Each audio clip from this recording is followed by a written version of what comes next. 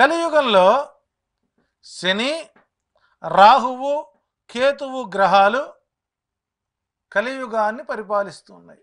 శని రాజుగాను, మంత్రులు రాహుకేతువులుగాను ఉన్నారు. అయితే ఇక్కడ వర్ణన ఇస్తూ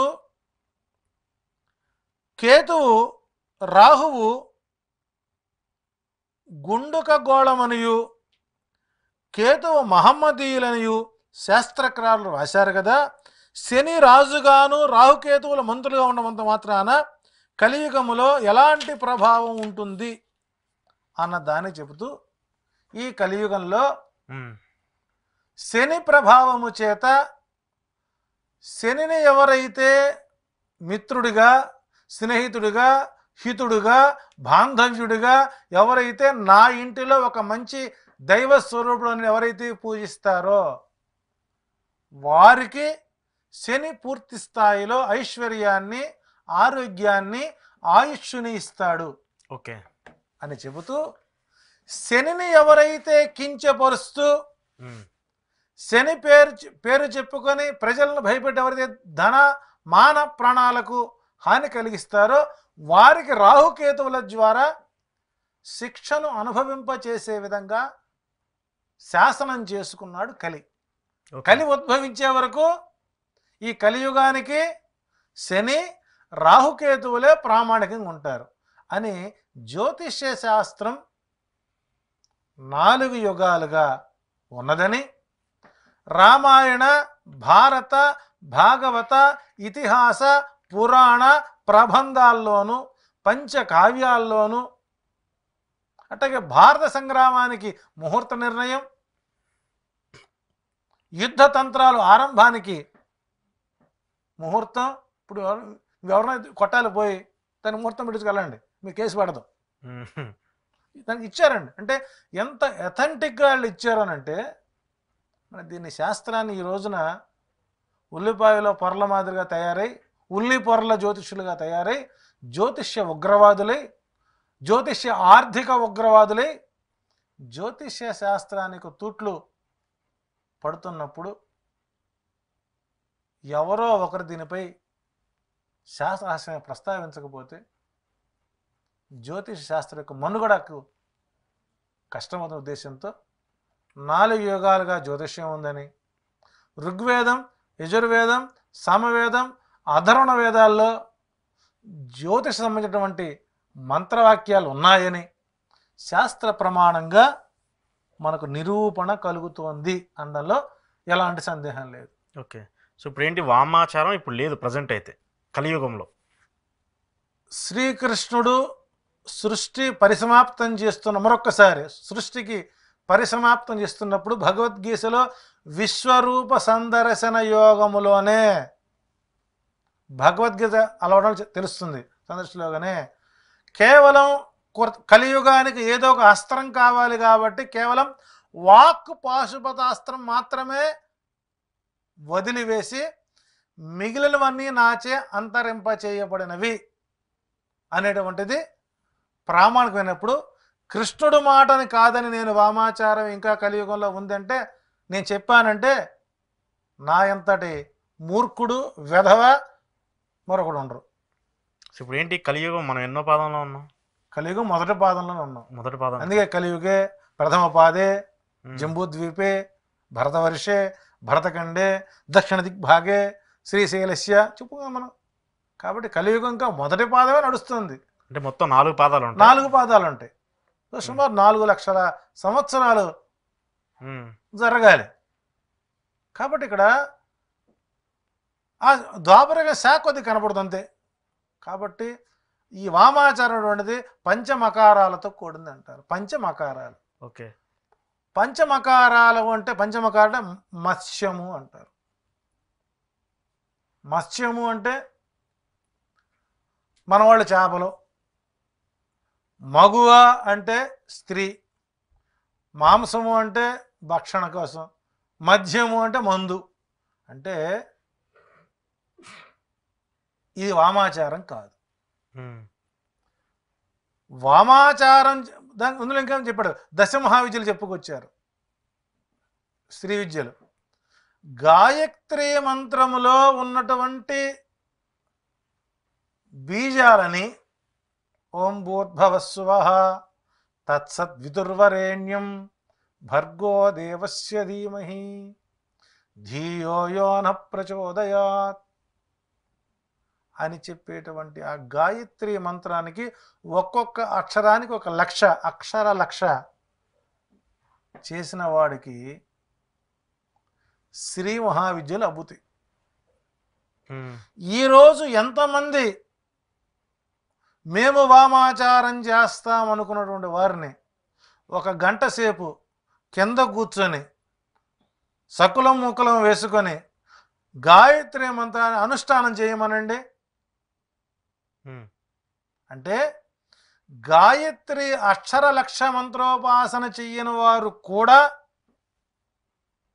మేము శ్రీ మహావిద్యలు చేస్తూ ఉంటారు. వీళ్ళేమి తాడేపల్లి రాఘవనారాయణ శర్మలు కాదు. మనకు చందోలు గ్రామం ఉంది, దాన్ని మనకు చంద్రగిరి పట్టణం అంటారు. బాపట్ల గల దారిలో మనకు పొన్నూరు నుంచి బాపట్ల దారిలో చందోలు అనే గ్రామం.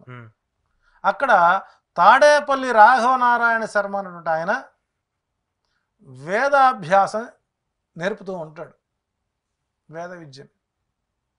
ఆ నేర్పేటువంటి సమయంలో ఒక 60 మంది పిల్లలు, అప్పట్లో ఆయన మంచి వేద పండితుడు, నేర్పే సమయంలో ఆ గ్రామంలో బగళాముఖి అమ్మవారి గుడి స్వయంభూ దేవాలయం ఇప్పటికి కూడా ఉంది, కాల ఒడ్డున ఉంటుంది. ఆయన అమ్మవారి ఉపాసన చేసుకున్నాడు. చేసుకుని వేద పఠనం చేస్తున్నప్పుడు సడన్గా భార్యకు అనారోగ్యం వస్తే ఈ 60 మంది పిల్లలకి నేను విద్య నేర్పాలా, వంట చేయాలా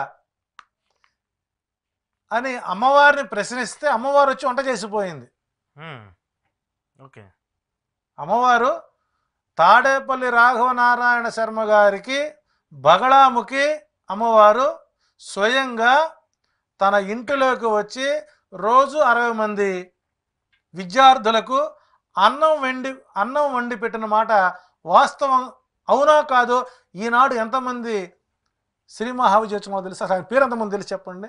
ఈరోజు తాడేపల్లి శర్మ గారు అంటే ఆద్యుడు వేదానికి.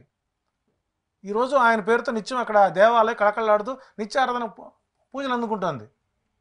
కాబట్టి ఇక్కడ ఒక మంత్రం చేయాలన్నా ముందు గాయత్రి అక్షరలక్ష చేసిన తర్వాత ఆ తర్వాత ఈ దశమయం ఆలోచించాలి. అది కాకుండా ఎవరు పడితే వాళ్ళు ఈ మధ్య దశమహాభుక్తులు భుక్తి కోసం. కాబట్టి దీనికి ఎదుటివాడి యొక్క సమస్యల్ని ఎన్కాష్ చేసుకోవడానికి ఇది చేస్తే ఏదో వస్తుంది. కాబట్టి అంటే జ్యోతిష్య శాస్త్రం ద్వారా చెప్పేటువంటి పరిహారాలు ఆయుర్వేద వైద్యం లాంటివి. ఆయుర్వేద వైద్యంలో ఒక మందు మనం వాడుతున్నప్పుడు అది శరీరానికి వంట పట్టిందంటే వ్యాధి తీవ్రం అవుతుంది. వ్యాధి తీవ్రమై పూర్తి స్థాయిలో కూకటి వేళ్లతో ఆ వ్యాధిని తొలగిస్తుంది ఆయుర్వేద వైద్యం. అది జ్యోతిష్యం ద్వారా చెప్పేటువంటి పరిష్కార మార్గం అలా ఉంటుంది. ఓకే. ఈ వామాచారం, దక్షిణాచారం, దిక్కుమాలిన ఆచారాలు ఏవైతే ఉన్నాయో మిడిమిడి జ్ఞానంతో ఒక హంగు బొంగు వేషం వేసుకొని కూర్చొని నేను బగళాముఖం చేశాను, బాలా చేశాను, ఇక రకరకాల పేర్లు చెప్పుకుంటూ చేసేటువంటి వీరందరూ కూడా నా దృష్టిలో ఇలా మేము చేశామని చెప్పేవాడు ఉపాసకుడు కాదు. ఇప్పుడు నేను ఒక ఉపాసన చేస్తాను, నాకు ఈ జ్యోతిష్ శాస్త్రాన్ని నేర్పినటువంటి గురువులు నాకు ఒక రూపాన్ని చూపించి నాకు ఉపాసన చేయమని చేశాను. నా ఉపాసనని బయట చెప్పానంటే నేను ఉపాసకుడిని కాదు. ఇక్కడ బోర్డులు గొట్టం గోపాలకృష్ణ, బగళాముఖి ఉపాసకులు, స్త్రీ ఉపాసకులు, గాయత్రి ఉపాసకులు, శ్రీదేవి ఉపాసకులు, అనుష్క ఉపాసకులు, మన కర్మకి ఉపాసకులు. కాబట్టి ఇక్కడ ఎక్స్పోజర్స్ ఎక్కువయ్యి జ్యోతిష్యాన్ని ఎక్స్ప్లాయిట్ చేస్తున్నారు. ఓకే. సో కాబట్టి ఇక్కడ ఫస్ట్ గాయత్రి మంత్రం చదవండి. ఏ జాతకుడైనా సరే, ఇంకొక మాట చెప్తున్నానండి, చాలా సింపుల్ అండ్ తక్కువ పదాలతో నిద్ర లేచి ఏ బీజాక్షరాలైనా కూడా మన 56 అక్షరాలు ఉంటాయిగా తెలుగు భాషలో. అ ఆ ఇ ఈ ఉ ఊ రు రు, అహ ఇహ ఉహ తహ పహ. కాబట్టి ప్రతిరోజు నిద్ర లేచిన తర్వాత మన తెలుగు అక్షర వర్ణాలు చదివితే చాలు మన సమస్యలు పరిష్కారం అవుతాయి. ఏ వామాచార్యుడి దగ్గరికి వెళ్ళక్కర్లేదు. ఓకే. మీరు నిత్యము గాయత్రి మంత్రాన్ని చదువుకోండి. ఏ శాంబరి విద్యవాడి దగ్గరికి వెళ్ళాల్సిన అవసరం లేదు. ఇవన్నీ కూడా కాదండి, కృష్ణుడు ఒక మాట చెబుతాడు భాగవతం చివరిలో, అనన్యాశ్చింతయంతో మాం ఏ జనా పర్యుపాసతే. ఒక మాట చెప్పాడుగా. చక్కగా నిద్రలేచి మీ తల్లిదండ్రులకు నమస్కారం చేయండి, జ్యోతిష్యుడి దగ్గరికి వెళ్ళాల్సిన అవసరం లేదు. నిద్రలేచి ఏ మగవాడైతే ఇంట్లో దీపారాధన చేస్తాడో ఆ ఇంట్లో లక్ష్మీ కటాక్షం ఉంటుంది అంటే వాళ్ళకి జ్యోతిషం అవసరం లేదు. నీ శక్తానుసారం దానం చేయి, అవసరం లేదు. ఇవన్నీ చెబుతూ నీ వాక్ పాశుపతాన్ని అదుపులో పెట్టుకో. ఈ రోజున నా నోటి ద్వారా ఏ మాటలు మాట్లాడినా ఎదుటివారు బాధపడకూడదు, వారి ద్వారా మనకు ఆటం కలగడని భావించినప్పుడు అక్కడ నీ కలి నీకు పూర్తి స్థాయిలో సహకరిస్తాడు. కాబట్టి కలియుగంలో తాంత్రిక విద్యలు, క్షుద్ర విద్యలు, వామాచారాలు, గోచరాలు, గోష్పాదాలు ఇవన్నీ కేవలం వ్యాపారం కోసం చేసేటువంటి ఆర్థిక ఉగ్రవాద జ్యోతిష్యం సమాజంలో ఉంది. కాబట్టి అలాంటి కార్యాలకు వెళ్ళి ఆర్థిక నష్టాన్ని పొంది చివరికి సమస్య పరిష్కారం కాకుండా వాళ్ళని తిట్టి వీళ్ళని తిట్టి మమ్మల్ని తిట్టి బాధపడే కంటే దైవ ప్రార్థన చేస్తూ దైవ దూషణ చేయనంత కాలం మీకు జ్యోతిష్యం ఎప్పుడు కూడా అవసరమే పడదు. ఈ రెండు నేర్చుకోండి, దైవ దూషణ, శాస్త్ర దూషణ చేయకండి. నీకు ఇష్టం లేకపోతే ఉండండి, అంతే తప్ప వీళ్ళని విమర్శించి మీరు కర్మ కొని తెచ్చుకోవద్దు. ఈ కర్మే మన వాక్ పాశుపతం ద్వారా మన సమస్యలకు పరిష్కారం అవుతుంది అని చెప్పడం జరుగుతుంది. జ్యోతిష రహస్యంలో మొదటి అంశాన్ని మనం చెప్పుకున్నాం. సో మొదటి అంశంలో ఈ 4 యుగాలకు సంబంధించి ఒక సబ్జెక్ట్ అయితే చెప్పారు. అసలు ఏం జరుగుతుంది 4 యుగాల్లో, జ్యోతిష్యం ఉందా లేదా అనేది చూద్దాం. సో నెక్స్ట్ ఎపిసోడ్లో ఇంకా జ్యోతిష్యం గురించి కొంచెం డీప్గా ఏమేమి జరగబోతుంది, జ్యోతిష్ శాస్త్రంలో నెక్స్ట్ ఏముంటాయి అనేది కూడా చూద్దాం. థ్యాంక్ యూ గురుగారు. ఇది ఈరోజు చారి గారితో ఎక్స్క్లూజివ్ ఇంటర్వ్యూ.